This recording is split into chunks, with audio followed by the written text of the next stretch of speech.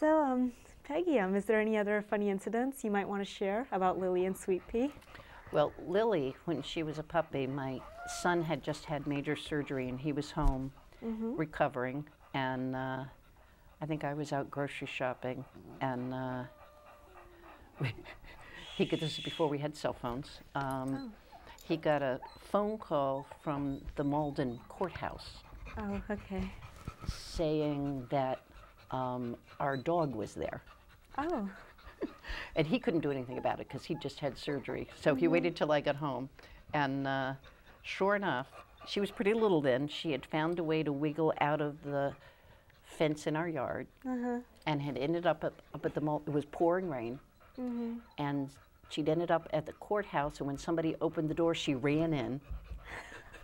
And then when they tried to catch her, she ran all over the courthouse, into courtrooms. Oh, wow.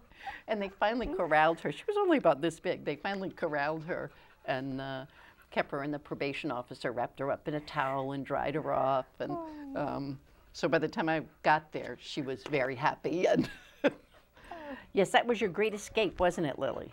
That was your great escape. So she actually went after you, or she just went on a, adventure? She just went on an adventure, I think. So the next day, Lily and I made a visit to the probation department with the bouquet of flowers to thank them for saving her. Well, they must have enjoyed having Lily. Oh, yes. I'm sure. She was a little puppy. She was cute. Everybody was having a good time with her. Well, that's nice.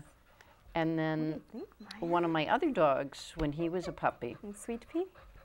also escaped unbeknownst to us, out of the hole in the fence. Which one, Sweet Pea or? Actually, it was Sweet Pea's son, who I don't have anymore. And I was at Costco shopping, and the vet's office called. And I had an appointment at the vet's later that afternoon, and they said, "Are you still Snap's owner?" Because they knew I bred, and I said yes, and they said, "Well, he's here for his appointment." And I said, "What?" And it turns out he had snuck out. He'd gone to the post office, and somebody there had called the animal control officer, who we used Malden Animal Hospital on Salem Street, and so they had taken him there. To make sure he was okay and to call the owner. And and when he got there, he's a brown Cocker Spaniel. I mean, they don't see very many of them. And so they knew who he was and called me up and said he came early for his appointment. We're going to give him his shots and you can come pick him up. Oh, nice. So they've had some adventures.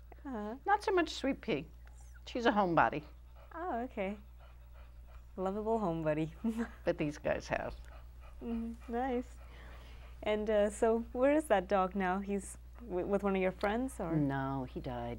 Oh, I'm yeah, sorry. It was very sad. So how old was he? He was only 4. Oh, wow. 3 or 4, yeah. Oh, that's sad. He'd gotten some kind of obstruction in his intestines, and I guess that's the kind of thing that they don't always have much success with treating, so, yeah. Oh, honey.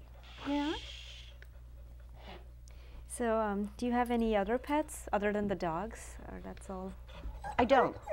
When I was a kid, we had all kinds of animals. We had rabbits. I bred rabbits when I was a kid for years and years and years. Nice. And we had ducks, pet ducks. We had, when you grow up in the country, I had pet chickens when I was in high school. Somebody gave me this pair of chickens. So lucky. And they laid eggs, but they would wait on the front porch of the house when I came home from school every day. Oh, nice. Yeah. They must have been very bonded with you. Yes. Yeah. I didn't really know chickens could be pets until then, but. I think chicks can. They're so cute and fluffy. Right. And I almost got a goat, but somebody offered me a goat, which I would love, but I was in high school by then, and my parents put their foot down and said, "You're going to go off to college next year and leave us with a goat." So, So we didn't do that. I did leave them with the chickens. Oh, well, that must have been fun. But they didn't mind that too much. Yeah. No, I would have loved to have pets when I was younger too. Yeah, and we always had cats and dogs, and I'm a real animal lover in general. Actually, one of my best animal adventures ever. A few years ago, I was in Florida where I grew up, and a local big cat rescue was working on socializing a pair of baby Bengal tiger cubs. Oh. And so if you made a donation to the rescue, Yeah. you could come. So my daughter and my son-in-law and I all got to sit and play with a baby Bengal tiger cub for half an hour. Oh, we how made a donation and that was amazing. Oh, That was really amazing. Was it scary at all? Like being It so wasn't. close No, to a I mean it was tiger? really. I mean I'm sure he could have been dangerous. He's probably about the size of these guys.